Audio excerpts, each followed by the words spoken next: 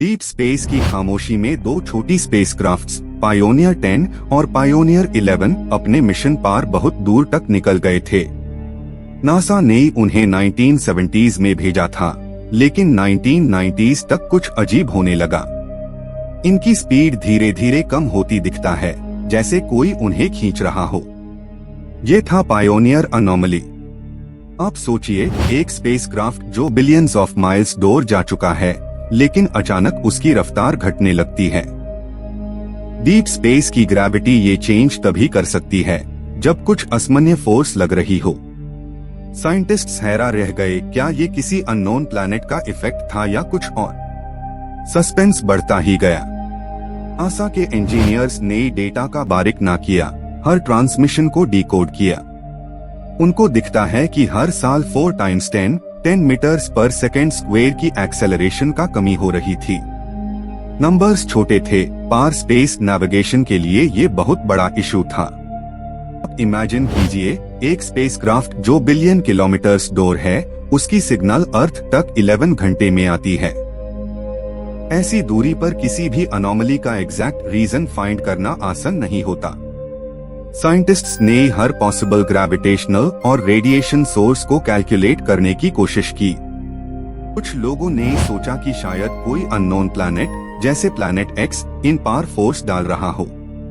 पर जब gravitational modelling की गई, तो पता चला ऐसी कोई भी मास उन पर इफेक्ट नहीं कर रही थी। मिस्ट्री और गहरी होती गई और लोगों ने इसे एक कॉस्मिक पजल कहना शुरू किया। एक और थ्योरी आई कि डार्क मैटर के पार्टिकल स्पेसक्राफ्ट को पुश कर रहे हैं। पर जब एस्ट्रोफिजिसिस्ट्स ने इस पे रिसर्च की, तो पता चला कि डार्क मैटर का डिस्ट्रीब्यूशन इतना स्ट्रॉन्ग नहीं होता। तो ये पॉसिबिलिटी भी रिजेक्ट कर दी गई। स्पेस में कुछ और ही छुपा था। 1998 के आसपास नासा साइंटिस्ट्स ने ऑफिशियली इस अनोमली को डिक्लेयर किया। वर्ल्ड भर के ऑब्जर्वेटरीज ने डेटा एनालाइज करना शुरू किया। आपको दिखता है कि ह्यूमैनिटी क्यूरियस होती है जब कुछ नेचुरल लॉ के बाहर होता है। हर एंगल से thermal radiation, solar pressure, cosmic drag सब टेस्ट किया गया, लेकिन सब कुछ नॉर्मल लग रहा था। कोई एक्सटर्नल फोर्स का साइन नहीं मिल रहा था। तब साइंटिस्ट्स ने स्पेसक्राफ्ट खुद को इन्वेस्टिगेट करना शुरू किया। पायोनियर स्पेसक्राफ्ट समय के साथ अपने एंटेनास और इंस्ट्रूमेंट्स से हीट रिलीज करते ही है। साइंटिस्ट्स ने सोचा शायद ये हीट अनइवन डायरेक्शंस में निकल रही हो। अगर ऐसा है तो थर्मल रिकॉल फोर्स स्पेसक्राफ्ट को पीछे खींच रही होगी। हीट रेडिएशन एक तरह की इनविजिबल थ्रस्ट होती है।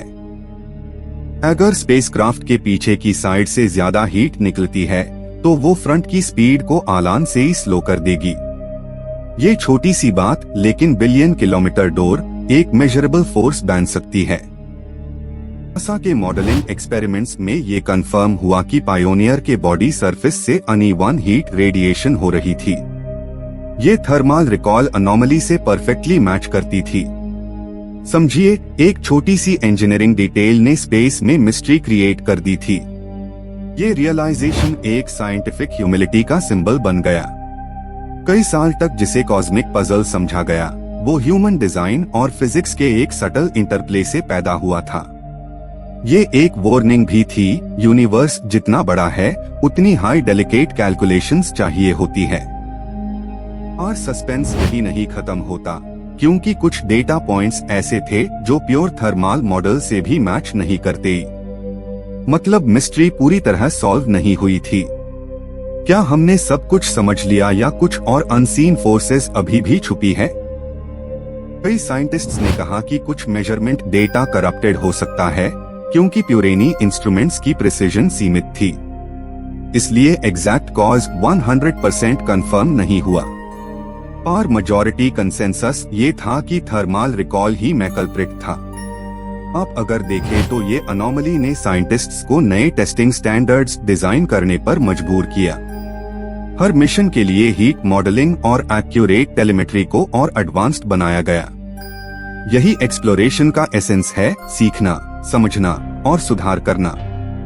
इंसिडेंट ने हम सबको ये सिखाया कि स्पेस में कोई भी छोटी सी गलती या डिटेल बेड कॉन्सिक्वेंस ला सकती है। पायोनियर अनोमली की वजह से फ्यूचर स्पेसक्राफ्ट्स में डिजाइन और कैलिब्रेशन का फोकस बढ़ गया। ये एक साइलेंट रेवोल्यूशन था। कुछ थियोरिस्ट्स फिर भी मानते हैं कि इसमें कोई कॉस्मिक फोर्स इन्वॉल्व्ड थी, और साइंटिफिक कम्युनिटी रैशनल एक्सप्लेनेशन के साथ खुश है। ये एक एग्जाम्पल है कि साइंस कभी रुकती नहीं, हर जवाब नए सवाल खोल देता है। इस एपिसोड के बाद लोगों ने न्यूटोनियन फिजिक्स पर भी दोबारा विचार किया। क्या ग्रेविटेशनल लॉ डीप स्पेस में अलग बिहेव करता है? स्टडीज अभी भी चल रही है, क्योंकि हर 1 किलोमीटर दूरी एक नया एक्सपेरिमेंट बन जाता है। अब सोचिए, अगर हमने इस अनोमली को इग्नोर कर दिया होता तो शायद आज हम अपने स्पेसक्राफ्ट्स इतनी एक्यूरेसी से नेविगेट नहीं कर पाते। ये अनोमली ने स्पेस एक्सप्लोरेशन को और प्रेसाइज बना दिया। हर एरर एक नया डिस्कवरी बन गया। पायोनियर 10 और 11 आज भी स्पेस में कहीं दूर अपने सफर पर है। शायद उनके इंस्ट्रूमेंट्स खामोश हो चुके हैं, पर उन्होंने स्पेस साइंस को हमेशा के लिए बदला। उनकी कहानी एक मॉडर्न मिथ बन चुकी है। आप इमेजिन कीजिए उनका loneliness, billions of miles door, कोई कम्युनिकेशन नहीं, बस डीप स्पेस की खामोशी। पर उनके डेटा ने साइंटिस्ट्स के लिए एक ट्रेजर लीव किया।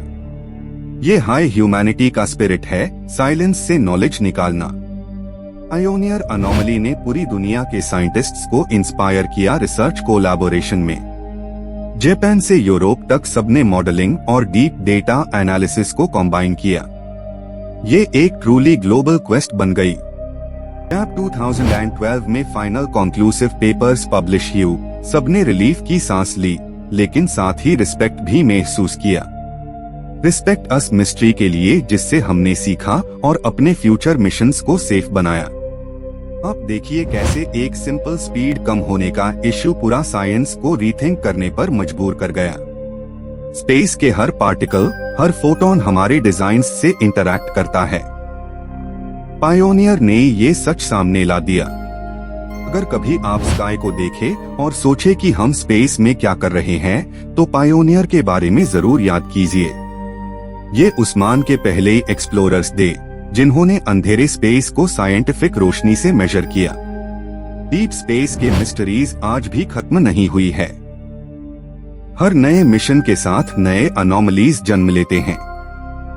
साइंस का सफर एक नेवर एंडिंग सर्च है, और पायोनियर ने इस जर्नी को एक नई दिशा दी। आपको दिखता है कि जब भी कोई अननोन फोर्स ह्यूम चैलेंज करती है, हम और ज्यादा प्रेसाइज बन जाते हैं।